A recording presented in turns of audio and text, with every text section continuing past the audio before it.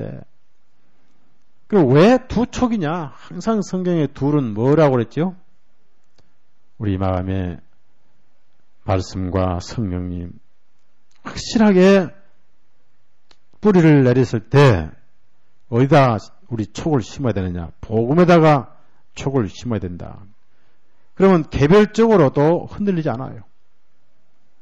그러니까 구원을 먼저 개별적으로 받고 그 다음에 개별적인 게 둘셋 모이면 뭐가 되죠? 예? 교회가 되는 거죠. 그렇죠?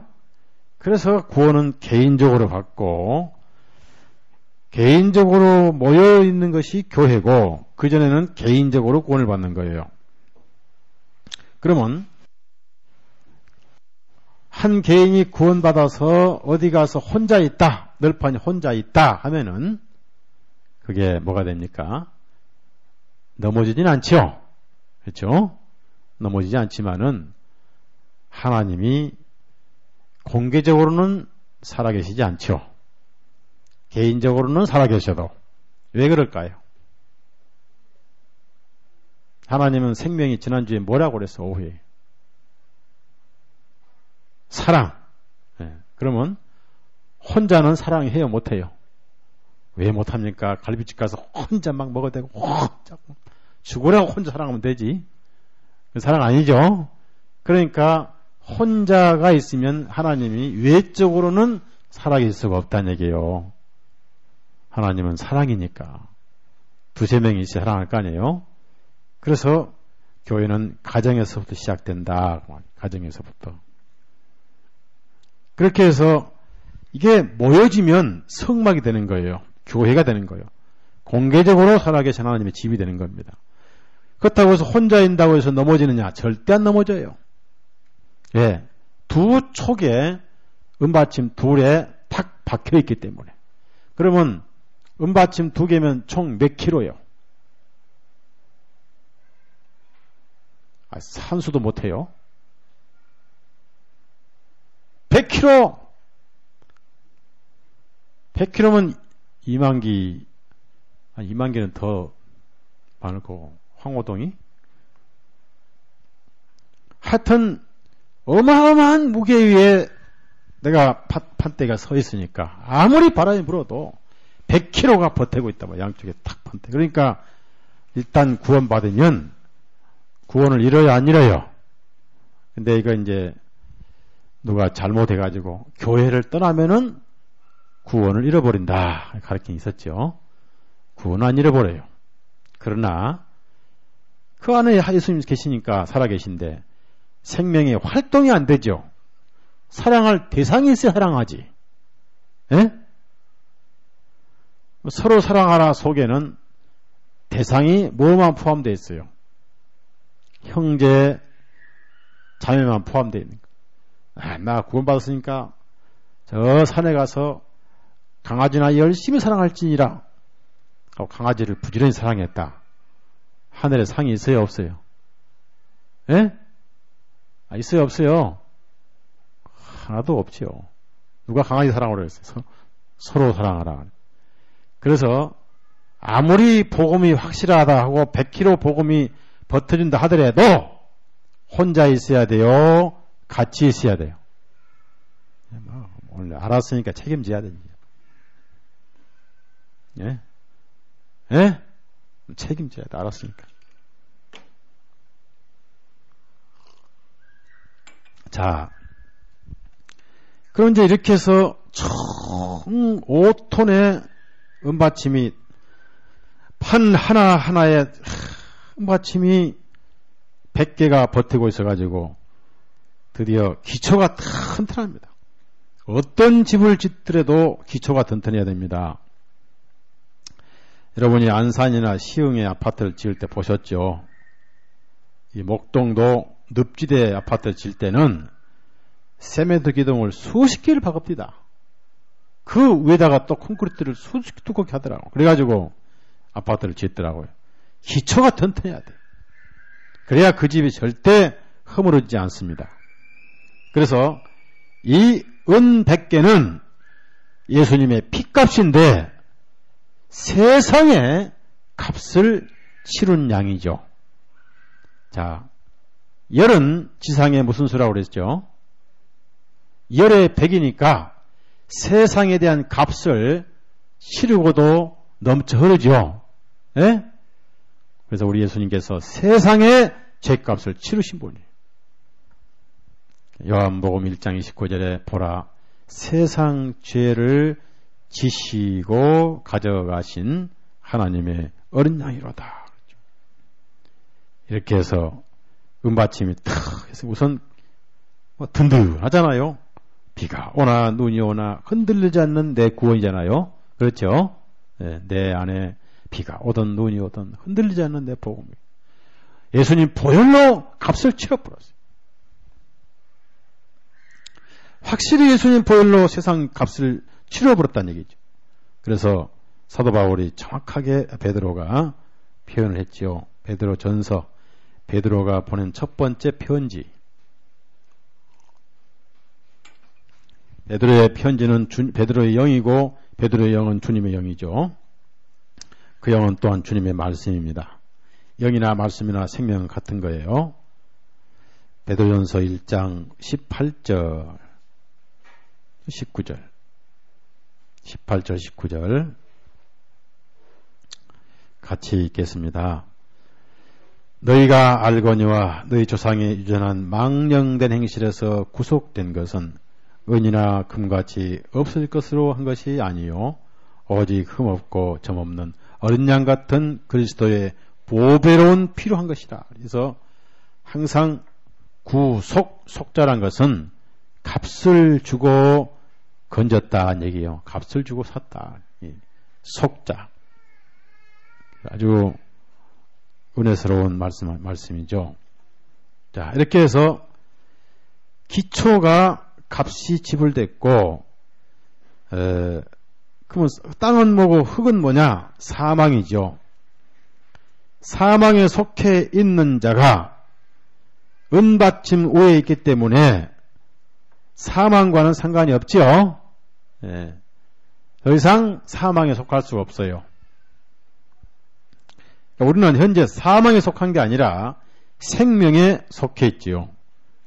자, 그래서 이 은받침은 무엇으로 만들었냐면은 생명의 속전을 모아가지고 만들었다는 얘기죠.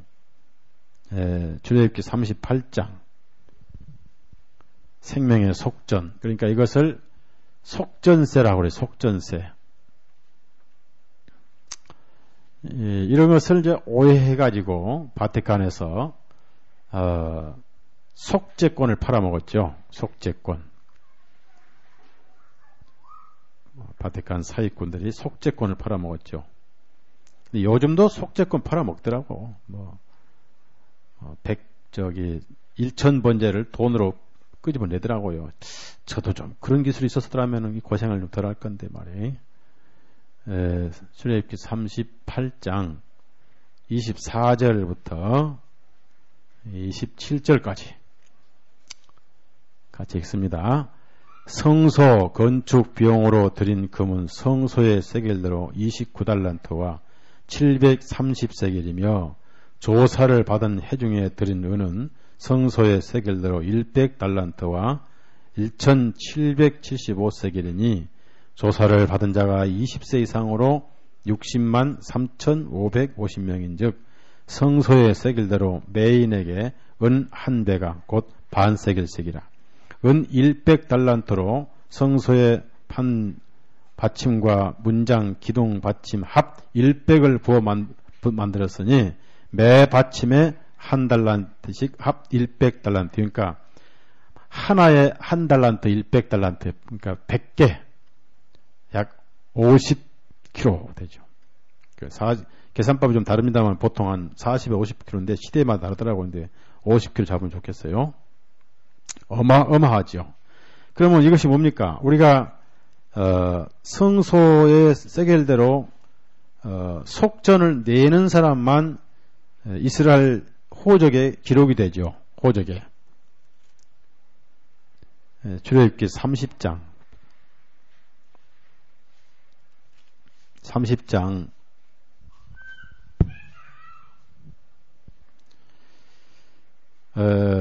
이걸 낸 사람만 이스라엘 호적에 기록이 돼서 이스라엘 사람이라고 인정을 받아요. 11절에서 16절까지 있습니다. 여호와께서 모세에게 일러 가라사대 내가 이스라엘 자손의 수요를 따라 조사할 때 조사받은 각 사람은 그 생명의 속전을 여호와께 들을지니 이는 그 계수받을 때 그들 중에 온역이 없게 하려 함이라. 무릇 계수 중에 드는 자마다 성소의 세겔대로 반세겔을 낼지니 한 세겔은 20개라라. 그 반세겔을 여호와께 드릴지며 무릇 계수 중에 드는 자 곧 20세 이상 된 자가 여호와께 드리되 너희의 생명을 속하기 위하여 여호와께 드릴 때 부자라고 반세겔에서 더 내지 말고 가난한 자라고 덜 내지 말지며 너는 이스라엘 자손에게 속전을 취하여 행하게 봉사했으라. 이것이 여호와 앞에서 이스라엘 자손의 기념이 되어 너희의 생명을 속하리라. 부자라고 더 내도 안 돼요. 가난하다고 덜 낼 수 없어. 죄는 똑같지요. 예? 부자고 똑같은 죄인이고 가난은 똑같은 죄인이고 속전을 낸 사람만 이스라엘의 회중의 명부에 기록이 됩니다. 나중에 다윗은 속전을 안 받고 이스라엘 백성의 숫자를 세다가 그 나라 민중 백성이 7만 명이 심판받아 버리는 고통을 당했습니다. 결국 그 못 낸 것을 다시 내고 타작마당을 사서 번제를 들었었죠. 이것은 뭡니까? 확실히 예수님의 보혈에 의해서 거듭난 사람만 하나님의 교회 회원이 된다는 얘기예요. 그래서 우리를 뭘로 샀어요? 하나님의 피로 사셨다. 피로. 자, 사도행전 20장 찾아보세요. 귀한 생명으로 우리를 사셨다. 사도행전 20장 28절 봅시다. 28절 읽습니다. 시작.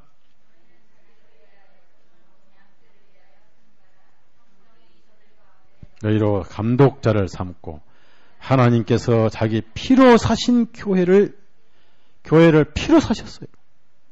또 계시록 5장 9절 계시록 5장 9절 피로 사셨단 말씀 굉장히 중요해요.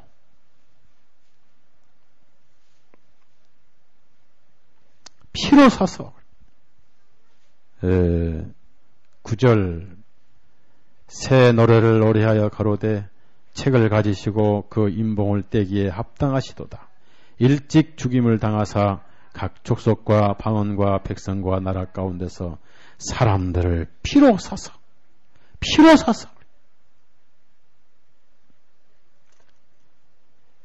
그래서 피로 사서 이 속전을 낸 사람만 이스라엘의 회중이 된 것처럼 확실히 예수님의 보혈로 죄를 사함받은 사람만 교회의 회중이 될 수 있다. 그래서 거듭난 사람은 한 사람도 은받침 위에 서 있지 않는 사람이 없다 하는 것입니다. 근데 많은 그리스도인들이 은받침 한쪽에는 은받침 한쪽에는 돌받침 자꾸 복음이 헷갈려요. 흔들리고. 그래서 일부러 하나님께서 마음 놓을 수 있도록 전혀 세상에 속하지 않는 것을 증명할 수 있도록 무겁게 은받침을 만드셨어요. 50kg씩이나 50kg씩이나 이것을 뭐라 합니까? 따라합시다. 확실한 복음. 그래야 서 있는 거예요. 우리 마음도 서 있는 거예요. 복음이 헷갈리면 안 돼요. 단번 속죄가 아니라 여러 번 속죄가 되면 안 돼요. 일시불이 돼야지 할부가 되면 안 돼요. 그렇죠? 다 이루었다가 돼야지 주기도문이 되면 안 돼요.